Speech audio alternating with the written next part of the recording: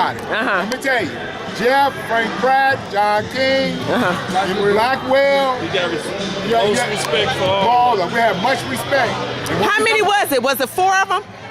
Mr. Ezo, they said Mr. Ezel, all of them. It was about 8 or 9. About 8 or 9 of them. They was a crew of their own. See, they go way back. Right. Were you all, Big Jimbo?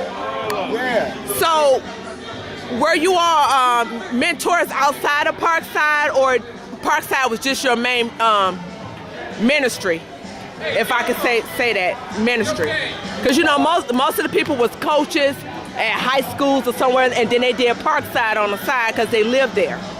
Well, we spent a lot of time with them, taking them, like I said, taking them to farms out there, carnivals. So it wasn't just sports. It wasn't sports.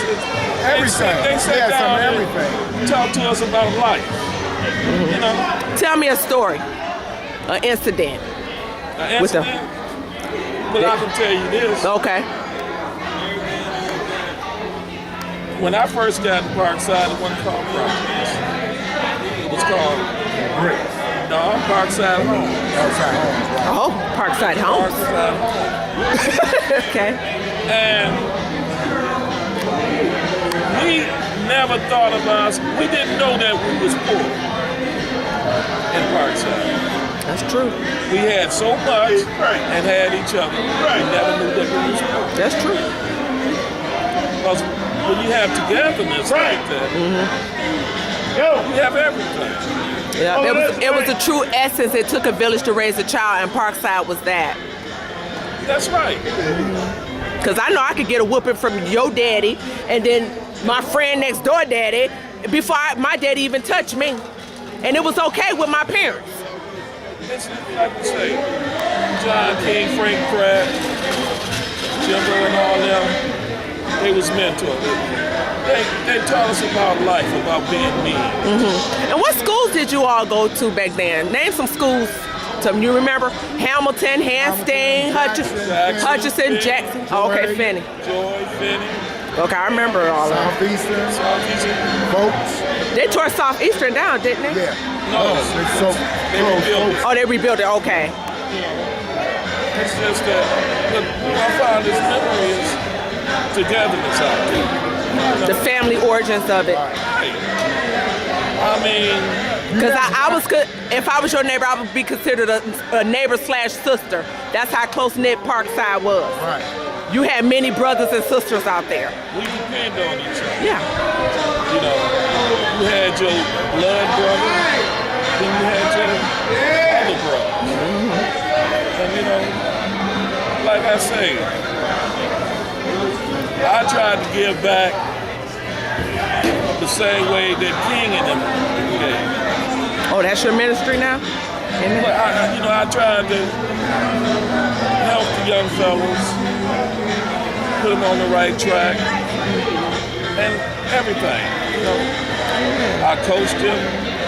I took them to basketball games and everything. Because that's how you were brought up.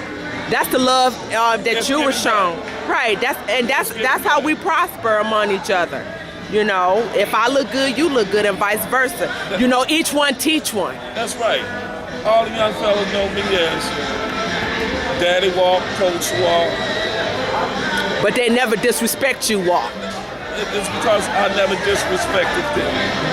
Regardless of what had happened or what they did, I never disrespected the situation, the environment, the product, or whatever. I didn't disrespect them. They were still a person. So how do you feel when people say, oh, you're a product of your own environment?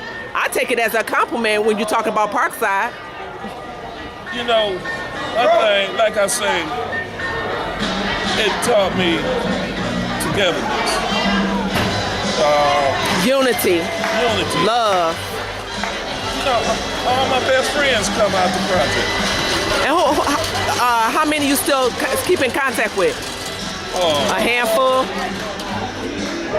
I got Ronald Irby, Gil Brown, you know, Kenny Alexander. They're the ones I still keep in When did you actually move out of Parkside?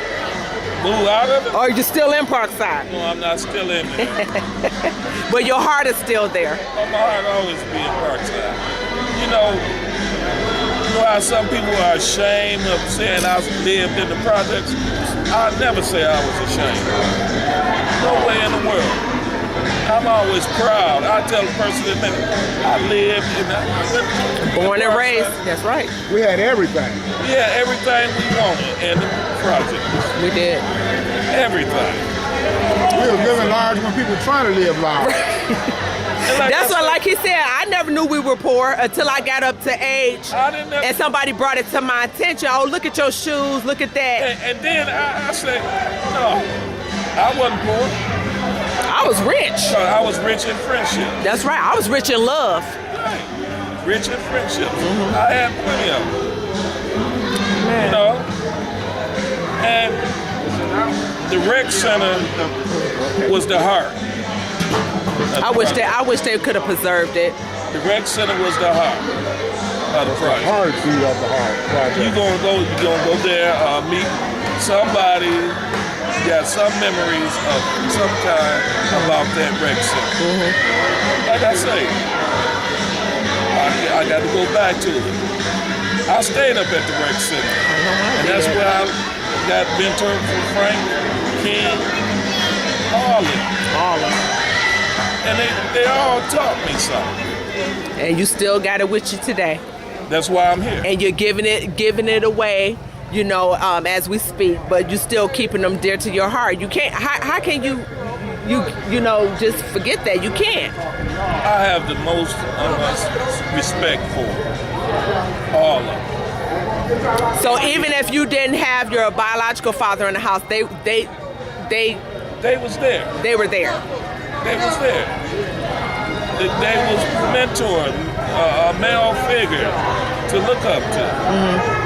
They never talk about nobody. They never disrespect anyone. Only positivity. Everything they did was to bring a person up. Amen. So Well, I thank you so much for your Parkside testimony, and we love you. Thank you.